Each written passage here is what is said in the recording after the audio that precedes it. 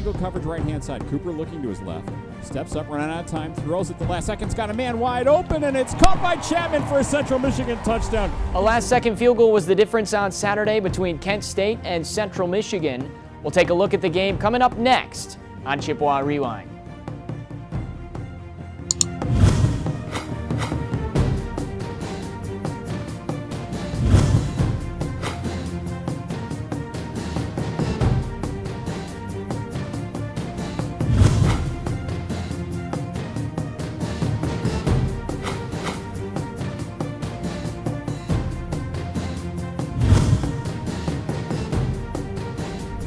Tough one on Saturday as the Chippewas fall to Kent State 27-24.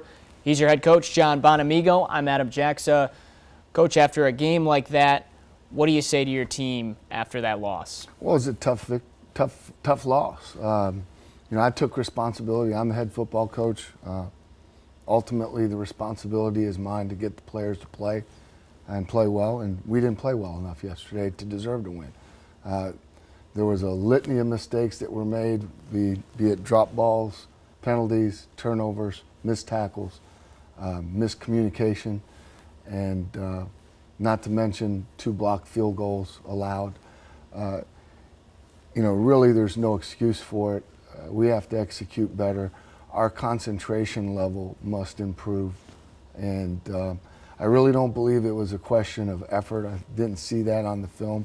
I think guys were playing hard, but there's a big difference between playing hard and playing well. And if you're going to win and win consistently, you have to bring your A-game focus. And for whatever reason, it wasn't there yesterday, and I accept responsibility for that. A tough one, the Chippewas falling 27-24. Let's take a look at those highlights from Saturday's game. And your team got off to a terrific start defensively. First play of the game, actually, they cough it up, and Joe Osman is there. Yeah, they mishandle the read option here. Ball ends up on the ground, rolling around. Joey gets it, and our defense comes up with the play early in the game, and we have an opportunity to cash in. Wasn't pleased with our production on offense at all early in the game there. Would have loved to have gotten a touchdown. End up having to settle for a field goal attempt, and we end up with a little bit of a low snap. Mark gets it up, is able to place it, and Brian tries to get it through. But you can see the trajectory is affected. It's a little bit low, and they get a push inside, and the result is a block kick. And so that's unacceptable. You got to be able to execute the little things if you want to win. A coach told me a long time ago, elephants don't bite, mosquitoes do. It's not the big things that you have to concern yourself with all the time. It's the little things. It's the little details that allow you to accomplish the big things. And, that's something we're not doing consistently enough right now. So it's 3-0. Kent State's able to add a field goal later in that first half, but then you're able to come up with another blocked kick this year. Yeah, this was a great job, great design, great execution. And again, it's a game of back and forth. Not everything was bad in the game. We did a lot of very good things in the game, and this was one of them right here. Winslow does a great job. He gets some help there from, I think Nate Brissenfast is one of the first guys in there that pulls one of the backline defenders out, and Winslow's able to get through, gets a hand in the kick plane and blocks the kick. One of these days we're going to recover one of those for a touchdown. This one goes through the end zone for the safety, but nonetheless we'll take the points, and it's a great play. Yeah, UNLV too in that same end zone, went right through the end zone, but do get 2 points on it, so the Chippewas close the gap, a low score, 3-2, Kent State in front. Then you get the ball after the kickoff, and Cooper makes a mistake here. Yeah, again, game of inches. This is not something that's typical for Cooper. He's usually right on point, but this ball probably should have gone to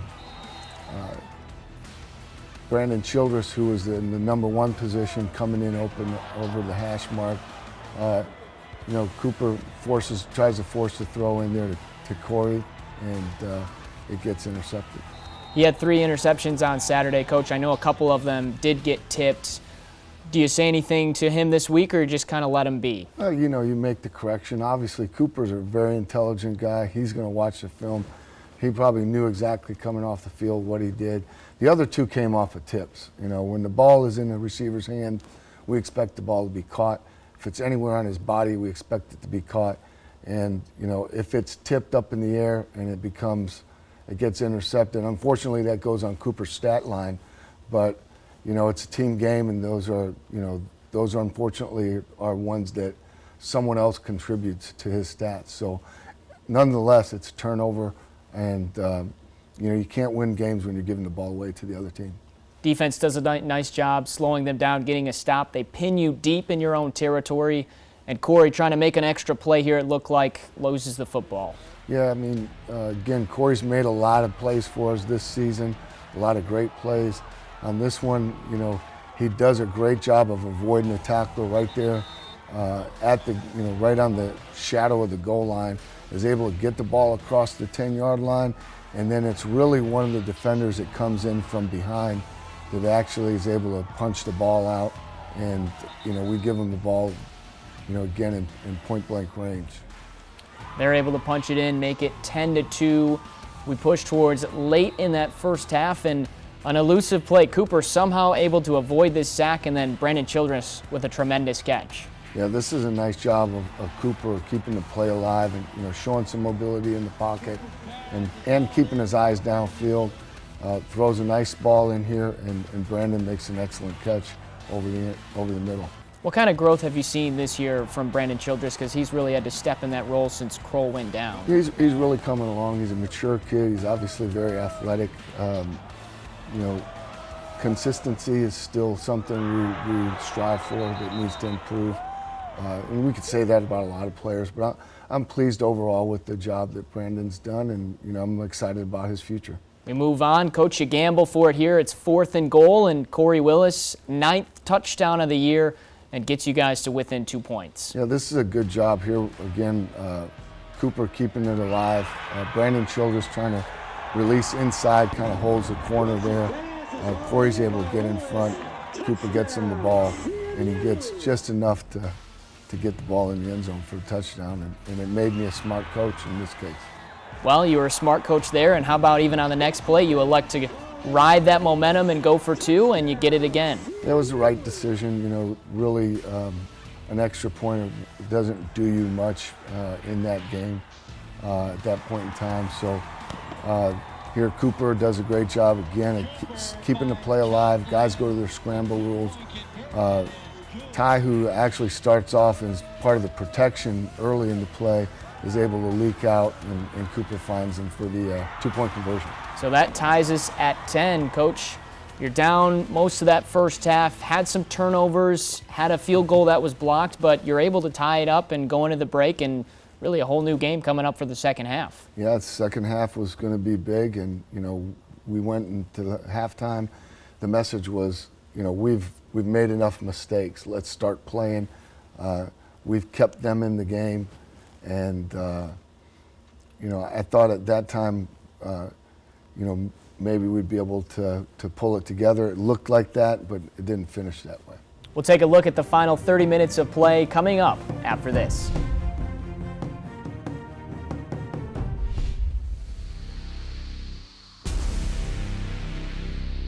The game is bigger than quick hands, breakaways, or finger rolls. It's bigger than layouts, sellouts, and shooting the lights out. It's bigger than cannons, bells, and wagon wheels in any stadium, field, or score. Because when you play the game for the integrity of the sport, with character, honor, and heart, the game is bigger than just a game. It's a foundation for life.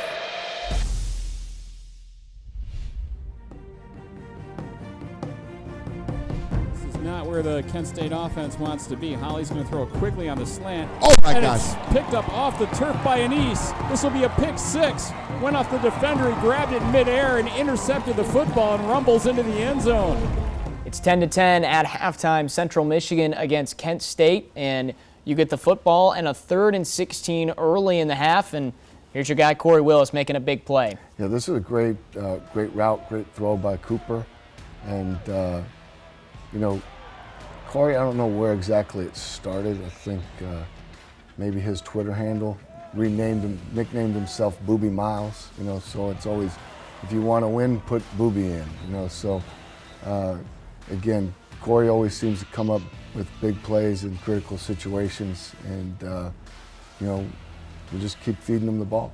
Corey, a big Friday Night Lights guy? Must be. I don't know. I've never seen the show. Unfortunately, haven't had time. I'll have to catch it this summer sometime.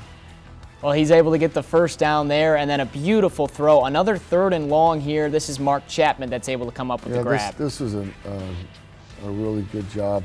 He set him up, sets the defender up with a stutter move. Cooper gets the ball out on time, and we're in the end zone for a score. It's a great job, great pocket, and great throw and catch. Both Chapman and Willis able to get over 70 yards and both into the end zone once on Saturday. And then Tony Annese, his first interception of the year and his 3rd career pick 6. This was a great job here, just hustling. Great things happen to teams that hustle. The ball gets tipped up in the air. Tony's able to catch it, pluck it, inches from the ground. And then what I really liked was the escort that he gets into the end zone. You see Nate Brissenfast going next level, as well as several other guys there. And that's our rule: get the ball to the near sideline, get next level, and let's turn the pick into a touchdown. That's well done by everybody involved. Mack leading 11th pick for Central Michigan this year. Also, the 4th time that you've had a pick 6 this season. Kent State is able to get on the board to make it 24-17 in that second half. And then they're attempting a 40-yard field goal here, and you guys are able to get a block. Yeah, this was a good job here of good get off. We get a good push in the middle by Jabari Dean and Kelby Latta. I think Jabari's actually the one that got the hand in the kick plane. We saw Kelby get one earlier in the season. Same idea. You want to displace the line backwards, elevate with our hands, and that's a good job all the way around. It's a good group effort. 24-17 remains the score. We then move towards the start of that 4th quarter, about 13 minutes in, and this quarterback for Kent State really had a good day, and he gets loose here. Yeah, zone read here. We get sucked in. We're a little bit late getting out into the alley. You see him stutter right there and freeze the defense, and then he's got enough speed to finish the play. Unfortunate, but happens in football.